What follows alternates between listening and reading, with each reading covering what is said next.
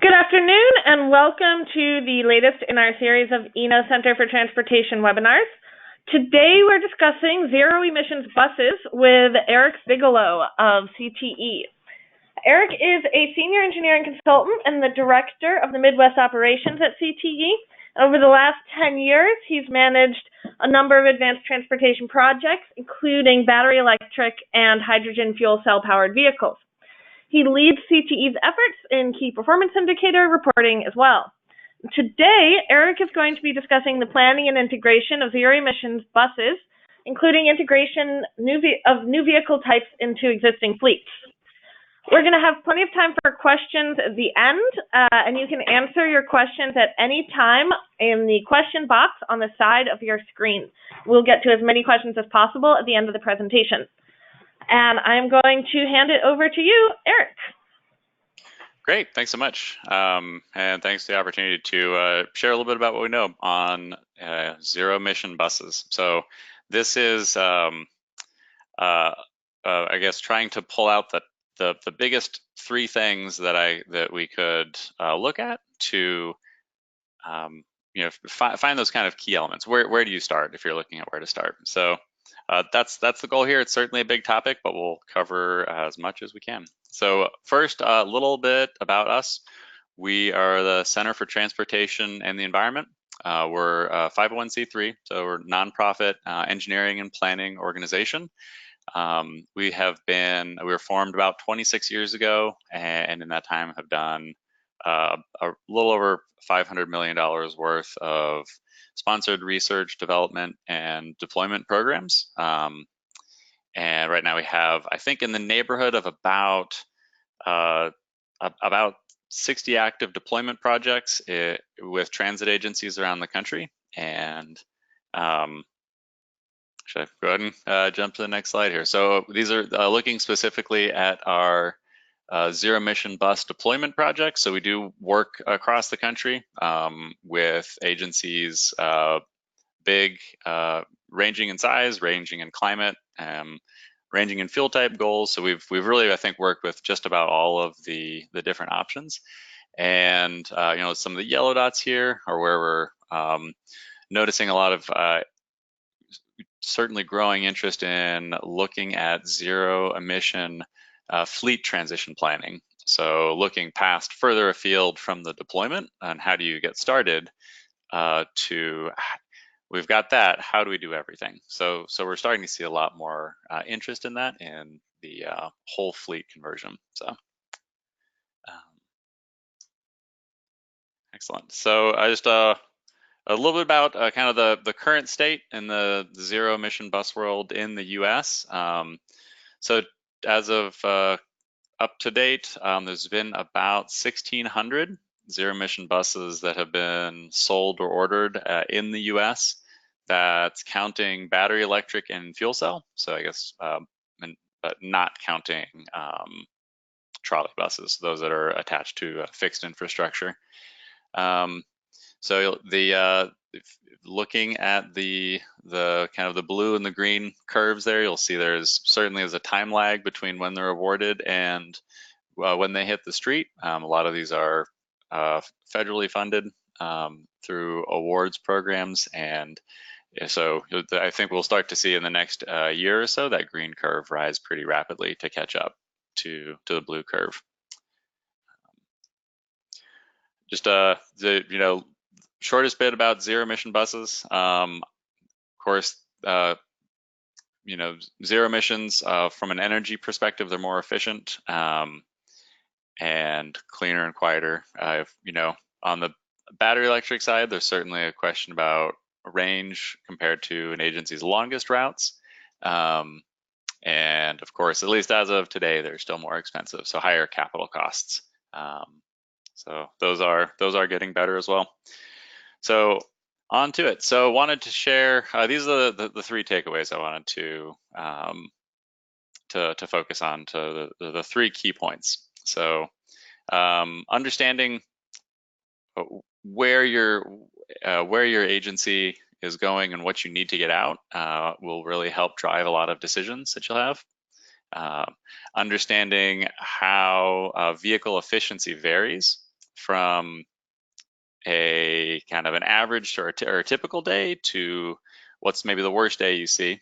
And then a little bit about fueling infrastructure, because that's we talk vehicles get talked about a lot as buses. One of the real challenges really to figure out is how do you plan for and pay for your fueling infrastructure, whether that be depot charging, en route charging, hydrogen fuel cell. How do you plan for the infrastructure and make that match?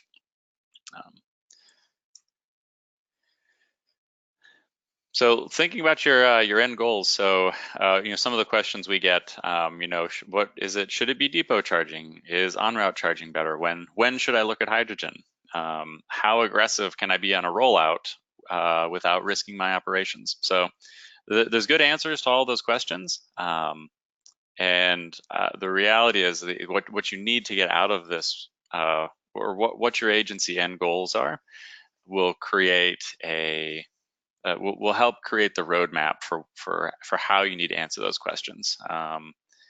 So yeah, again, by thinking about the fleet-wide needs, as you're making these investments in early zero emission vehicle deployments, you can ensure that the near-term investments that you're making either answer questions that you need to understand and gain how zero emission vehicles fit in with your operation, or if you already understand that, make sure that those early investments are part of a broader picture, so that the investments, I guess, that you're making are part of a broader picture, and you don't have as much stranded investment. So I will say two caveats there. There certainly is a lot of benefit in starting today. So from thinking about if you want your vehicle, your fleet to be zero emission as soon as possible, there's definitely value in starting that from everywhere, from your maintenance organization to procurement practices and the operations and drivers training. So eventually, with a more fully zero emission fleet, a lot of those, every organization will be affected in some way, and having some on hand will help you to learn some of those lessons locally and get that transition started. So on a good day and a bad day, so looking at comparing especially battery electric buses to a diesel or a CNG, the efficiency variation can be really dramatic between, in our data, we normally see a 65 degrees Fahrenheit as kind of the lowest energy consumption temperature, up through with a kind of a route that's compatible and efficient, to where everything is the opposite of that. And typically that's a very cold day in challenging conditions. And that can be easily more than twice as much energy consumption. So understanding what that means is, and how that impacts your operations and planning. And again, if you're thinking broader out to your whole fleet, understanding how those fit together is critically important. And one of those things that's very different from the diesel world, and isn't very transferable knowledge to think about. Your diesel tank doesn't change size depending on what the outdoor temperature is, but effectively that's what happens. So there are certainly mitigations to this, and then the question is, which do you plan for? And the shortest answer is you have to plan for a little bit of both. Most transit agencies still need to provide service even in challenging conditions. But if all of your planning is based around the worst day, things will probably be oversized. But that depends. Anyway, that's a complicated question too, of kind of resiliency and flexibility, and what other resources there are. So, and also how variable your conditions can be. Some places have a naturally much wider variation in efficiency. So that can be a really big steering question on, again, a lot of decisions you might make at the fleet scale. And also is also, again, a really good rationale to get some vehicles locally and start to understand what those impacts are. So definitely there is learning to capture from peer agencies and from other operators. And it's also definitely, there's still, I think, lessons to be learned locally as well. And the last side is thinking about infrastructure. So the infrastructure in this case is, again, a pretty dramatic paradigm shift on the battery electric side, thinking about how different that is from kind of current business as usual with conventional diesel or natural gas fueling. And in a diesel and natural gas scenario, vehicles are filled up and parked you at a typically centralized fueling location, and that's somehow different. There's a number of ways to accomplish it, but somehow fairly different with the battery electric world. And is this depot or en route charging? How do your chargers connect, whether they're at the depot? There's a number of options there. And what level of power should you plan for? And how can that be shared amongst chargers for a variety of positive benefits? So certainly a number of questions there. On the hydrogen side, where does your hydrogen come from? And gaseous or liquid is a pretty straightforward question. If you're more than a few buses, it will be most likely a liquid delivery. But those are all challenges to think about and questions. And then as shown a bit, the fueling infrastructure has to also physically go somewhere. We often think about electricity as in its most familiar form as something you plug your cell phone into and doesn't occupy a lot of space.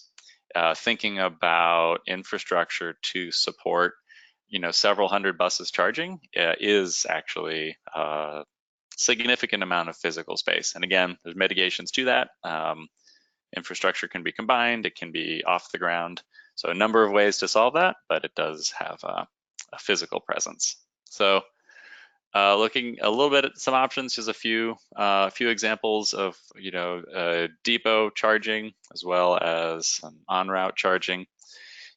Typically en route charging is possible at higher power, and we've oftentimes when kind of a well-designed en route charging system can get pretty much all of its energy through that and require no or very little depot charging.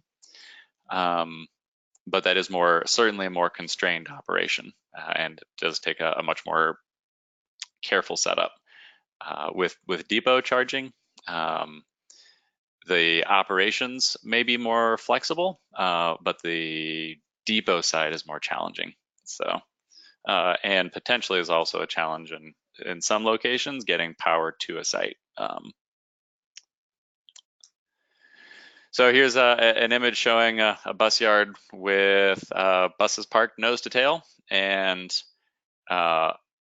many transit yards have been, may have been, put in place 20 years ago, and oftentimes see the city sort of grow up around them and are space constrained. So we see that a fair amount. So question is, where do the chargers go physically? So here's one example on a project where we worked on where there's certainly a kind of a low-hanging fruit option here where we're able to utilize and place chargers along a row of existing light poles, and didn't really cause any change to the yard, and is able to be kind of an interim solution in the meantime to go ahead and get those buses out and on the road. Without necessarily trying to solve the question of how do we electrify everything. So, so here's, this is a image from airport in Amsterdam, or in the Netherlands. And maybe this may be, certainly I know there's agencies in the U.S. That are looking at this approach to having consolidated overhead charging as the answer. So this may be what the future looks like. But yeah, a lot of that is still somewhat to be determined. On the hydrogen side, the main takeaway on hydrogen infrastructure is it acts a lot like a CNG fueling station. If you're familiar with CNG, conceptually it's very similar. So it's a gaseous fill nozzle in a similar time frame. So roughly 10 to 15 minutes fueling time. And at that point, vehicles are parked. So more familiar operations flow to how things are today, as well as centralized infrastructure. But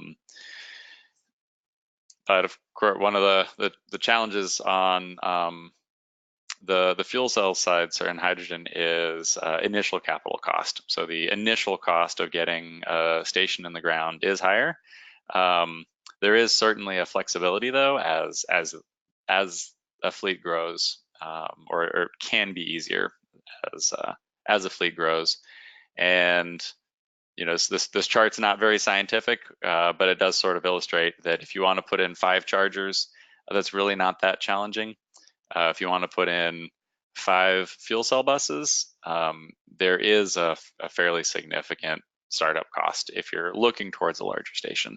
But as that station gets, that one station can support a bunch more. So just as an anecdote, one of the facilities we work with had decided that, or they had an opportunity to get an extra couple vehicles, and they already had a hydrogen station with capacity, and so there's literally no change to adding new vehicles to their fleet because they already had fueling capacity. So, and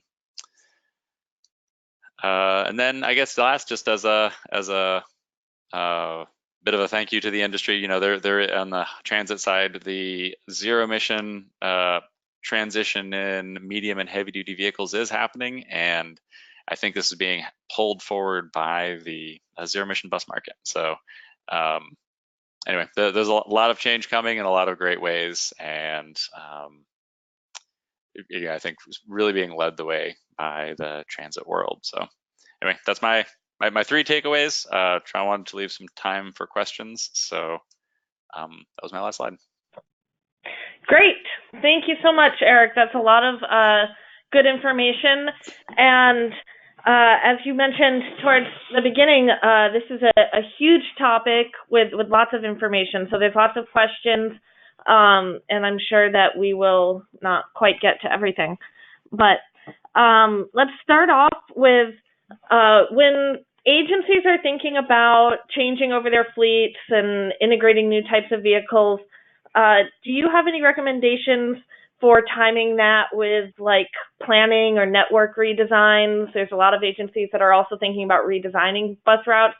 Are those things we should be thinking about together, or is it not that important? Or it's I guess like a lot of things, it depends. So if the main thing to think about is kind of, under a kind of wide variety of conditions. A battery electric bus today won't go as far as a diesel. So if the vehicle needs that are in this kind of new future service scenario are compatible with what you see kind of the current and future outlook on kind of single charge range, then that works. On the flip side, if you are planning to both have a dramatically zero emission fleet and align that with a big service change, that requires potentially longer runs throughout a day. It's definitely important to look at those together. Excellent. Here's another one that your answer might be, it depends. Can you talk a little bit about the range of capital costs for different options? That is a big question.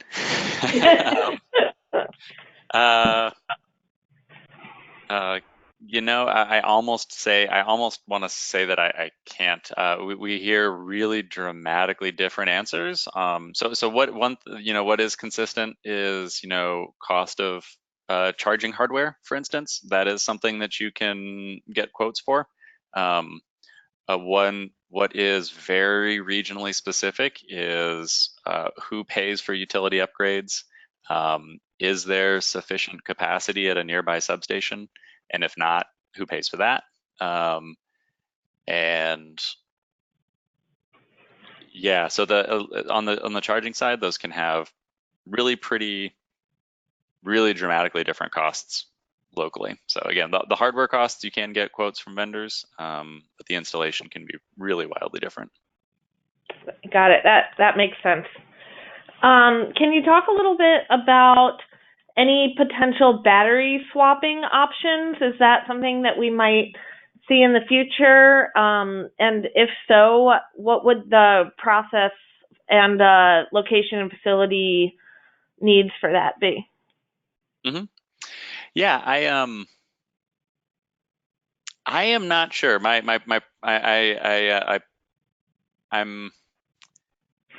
My first thought, I guess, is that if you have a battery swap, I don't know.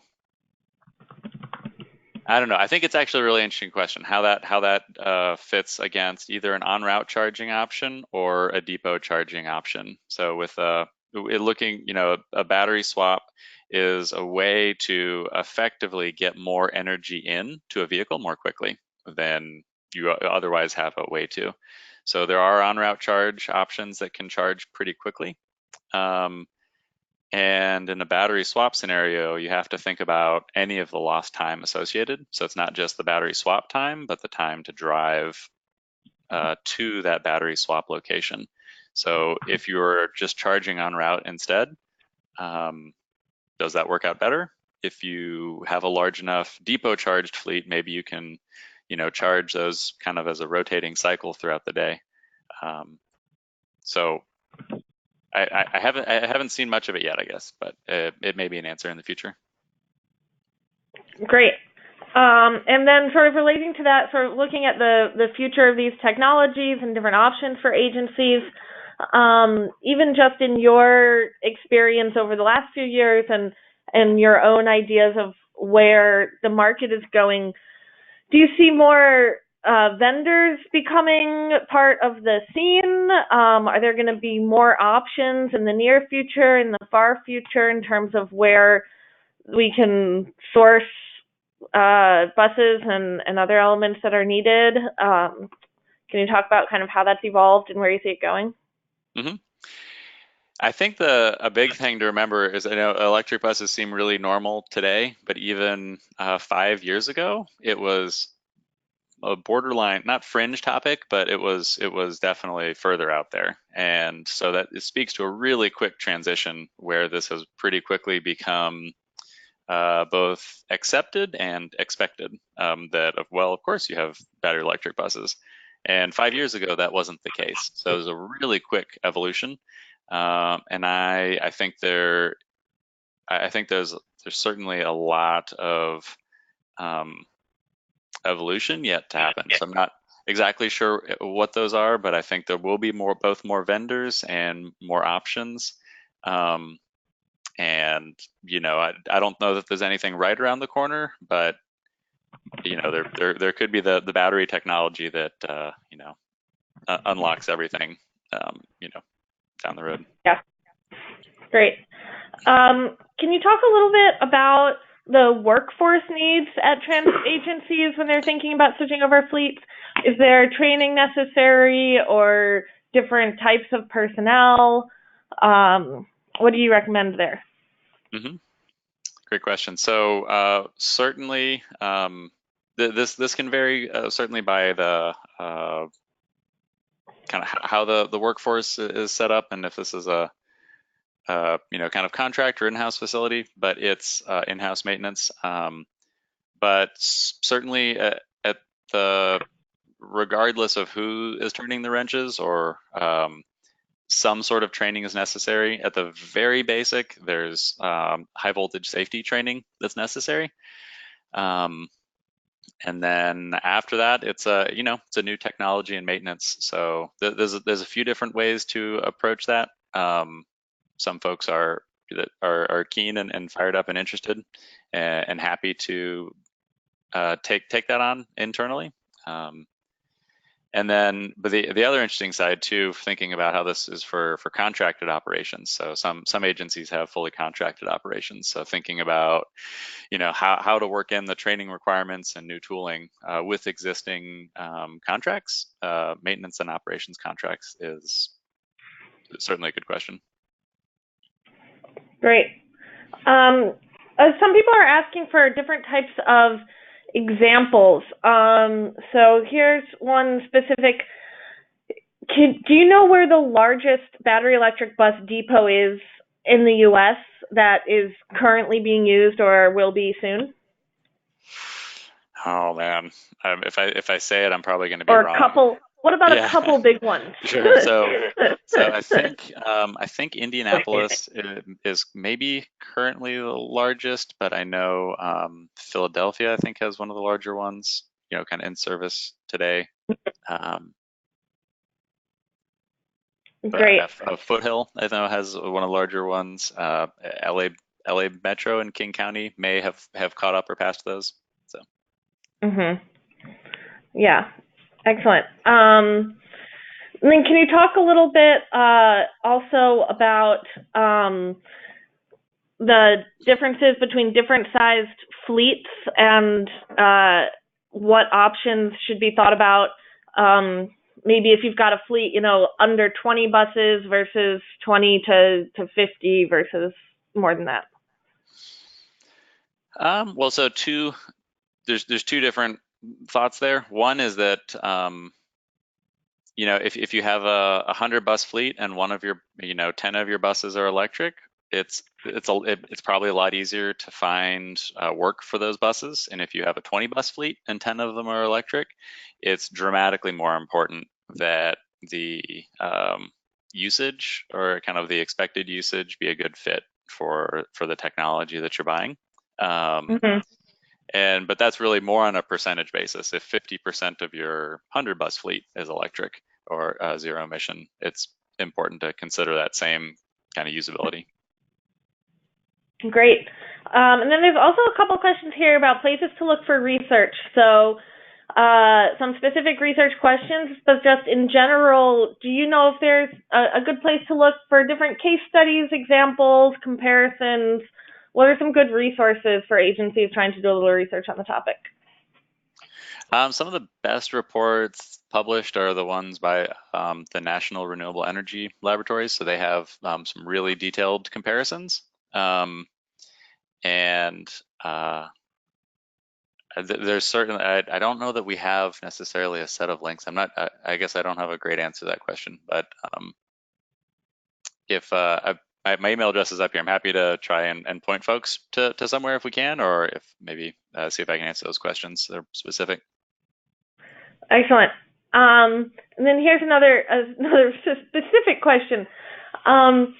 Do you know if there are different articulated options for electric or hydrogen fuel cell buses, and what are the different size options?